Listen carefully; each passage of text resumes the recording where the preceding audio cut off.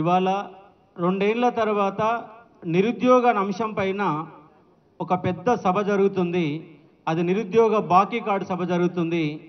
ఈ సభతోనైనా ఈ ప్రభుత్వంలో కొంతనన్న కదలిక వస్తుందని చెప్పేసి మేము భావిస్తూ ఉన్నాం. ఎందుకంటే కాంగ్రెస్ గవర్నమెంట్ అధికారంలోకి వచ్చినాక ఎన్ని ఉద్యోగాలు ఇచ్చింది అంటే 60,000 ఉద్యోగాలు ఇచ్చారని కాంగ్రెస్ వాళ్ళు చెప్పుకుంటున్నారు.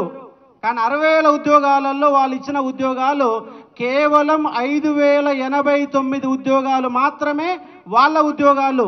మిగిలిన ఏ ఒక్క ఉద్యోగం కూడా కాంగ్రెస్ పార్టీది కాదు. మరి ఎవరి ఉద్యోగాలంటే లాస్ట్ గవర్నమెంట్ ఇచ్చింది నోటిఫికేషన్ లాస్ట్ గవర్నమెంటే ఇచ్చింది, ఎగ్జాము లాస్ట్ గవర్నమెంటే పెట్టింది, ఫలితాలు కూడా లాస్ట్ గవర్నమెంటే ఇచ్చింది. మరి మీరేమి ఇచ్చిరయ్యా అంటే పత్రాలు ఇచ్చిరు. ఆ పత్రాలకు కూడా పెద్ద సభలు పెట్టారు. మీరు ఇయర్ నోటిఫికేషన్కి మీరెట సభలు పెడతారు, మీరెట పత్రాలు ఇస్తారు. ఎంత దౌర్భాగ్యం అంటే మన డిప్యూటీ సర్వేయర్లకు ఉద్యోగాలు ఇవ్వాల ట్రైనింగ్ ఇచ్చిరు, నెల రోజుల ట్రైనింగ్ ఇచ్చిరు. ఆ నెల రోజుల ట్రైనింగ్ కూడా నియామక పత్రాలు ఇచ్చారు. ట్రైనింగ్ బ్యాచ్కి నియమ పత్రాలు మళ్ళీ ఎవరు ఇచ్చిరు? సీఎం ఇచ్చిండు. మరి సీఎం కనీసం నీ స్థాయి ఏంటో నువ్వు మర్చిపోతున్నావా? నువ్వు సీఎంకి వెళ్ళి అటెండెన్స్ స్థాయికి వెళ్ళిపోయిన సందర్భం ఆ శాఖకు మంత్రి ఉంటే మంత్రి ఇవ్వచ్చు కదా. ప్రతిదానికి ముఖ్యమంత్రి చేతను మీకెళ్ళే పత్రాలు ఇవ్వాలనా? అంటే ముఖ్యమంత్రికి వేరే పని ఏం లేదా? రాష్ట్రంలో నిరుద్యోగులని నిండా ముంచిన గవర్నమెంట్ ఇవాళ కాంగ్రెస్ గవర్నమెంట్ అని చెప్పేసి మేము 1000% చెప్తా ఉన్నాం. ఎందుకంటే లాస్ట్ గవర్నమెంట్లో కొట్లాడింది, ఇవాళ టీఆర్ఎస్ వ్యతిరేకంగా కొట్లాడింది మా నిరుద్యోగులమే. అయాల మోసపోయినాం, ఇవాళ గోసపడుతున్నాం. 100% ఇవాళ గోసపడుతున్నాం. ఎందుకంటే మమ్మల్ని ఏమార్చారు, మమ్మల్ని మోసం చేశారు. 2 లక్షల ఉద్యోగాల సంబంధించి ఒక అద్భుతమైన మేనిఫెస్టో ఇచ్చారు. ఏప్రిల్లో మొదటి ఫేజ్ అంట, నవంబర్లో 2వ ఫేజ్ అంట. ఏ ఫేజ్లన్నీ ఎక్కడ పోయినా అర్థం కాదు. ఇప్పటిదాకా ఏ ఫేజు లేదు, ఏ నోటిఫికేషన్ లేదు. మీ ఎన్నికల మేనిఫెస్టో పోయింది. అసెంబ్లీలో 2 సార్లు జాబ్ క్యాలెండర్ పెట్టారు. అది ఇంతవరకు దిక్కే లేదు. ఇవాళ ఏ ఒక్క ఉద్యోగం లేదు. ఇవాళ 2 లక్షల ఉద్యోగాలలో అసలు ఏ ఉద్యోగాలను లెక్క లేకుండానే వాళ్ళు మేనిఫెస్టో తయారు చేశారు. ఎందుకంటే గవర్నమెంట్ వచ్చినాక సంవత్సరం తర్వాత ఎన్ని ఉద్యోగాలు లెక్కలు చేయడానికి మళ్ళీ కొత్త కమిటీ ఏర్పాటు చేస్తారు. ఇంత దౌర్భాగ్యం ఏం తెలియకుండానే వాళ్ళ పరిపాలన జరుగుతుంది. 2 ఏళ్లలో వాళ్లకు 10 ఏళ్లలో రావాల్సినటువంటి వ్యతిరేకత వచ్చింది.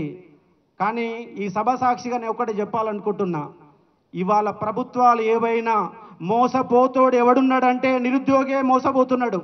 ఎందుకంటే ప్రభుత్వాలకి రైతుల ఎజెండా ఉంటుంది, మహిళా ఎజెండా ఉంటుంది, కానీ నిరుద్యోగుల ఎజెండా లేదు. రాష్ట్రంలో 60 లక్షల మంది నిరుద్యోగులు ఉన్నారు. ఇవాళ డిగ్రీ పూర్తి చేసిన వాళ్ళు.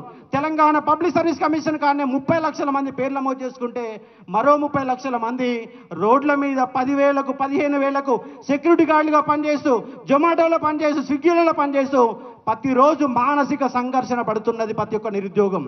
అందుకే నేను ప్రభుత్వాలకు ఒక్కటే చెప్తా ఉన్నా. ఎందుకంటే అలా టీఆర్ఎస్ గవర్నమెంట్లో కూడా బలంగా కొట్లాడినా అయ్యాల కేసులు అయినాయి. ఇవాళ కాంగ్రెస్ తరఫున కొట్లాడుతున్నా, ఇవాళ కేసులు అవుతున్నాయి. నేను ప్రతిపక్ష పాత్రంలోనే బలంగా కొట్లాడుతున్నా. నేను అధ్యయనం చేసినట్టు చెప్తాను. ఎందుకంటే నమస్తే తెలంగాణలో కూడా ఎడ్యుకేషన్ డెస్క్ ఇన్ఛార్జ్గానే పనిచేశాను. నమస్తే తెలంగాణ పేపర్లో పనిచేశాను, జర్నలిస్ట్గా 10 ఏళ్ళు పనిచేశాను, ఎడ్యుకేషన్లో పనిచేశాను. నేనేమంటున్నంటే ఇవాళ హైదరాబాద్ ఉంది, హైదరాబాద్లో నా తెలంగాణ బిడ్డ లేడు. ఇవాళ హైదరాబాద్లో తెలంగాణ బిడ్డ లేడు. 70% ఉద్యోగాలు నాన్ లోకల్ తీసుకుంటున్నారు. అది ప్రైవేట్ కావచ్చు, గవర్నమెంట్ కావచ్చు. ఇవాళ టీఆర్ఎస్ పార్టీ తీసుకొచ్చినటువంటి 95%, 5%, 95%, 5% రిజర్వేషన్ విధానం, స్థానిక విధానం కొంత లాభం జరిగింది, ఎక్కువ నష్టం జరిగింది. కొంత లాభం జరిగింది, ఎక్కువ నష్టం జరిగింది. ఎందుకంటే హైదరాబాద్లో 1/3 ఉద్యోగాలు హైదరాబాద్లో ఉంటున్నాయి. కానీ హైదరాబాద్లో నల్గొండోడు నాన్ లోకల్, వరంగల్లో non local, Mahabubnagar non local, అందరు నాన్ లోకల్గా మారుతున్నారు. కాబట్టి ఒక్కసారి చర్చ పెట్టండి.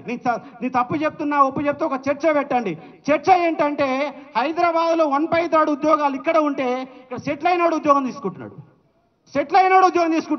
ఇంకోటి ఏంటంటే 1 to 7th స్థానికత పెట్టారు. మంచిదే, కానీ 1 to 7th కాదు, 1 to 10th ఉండాలి.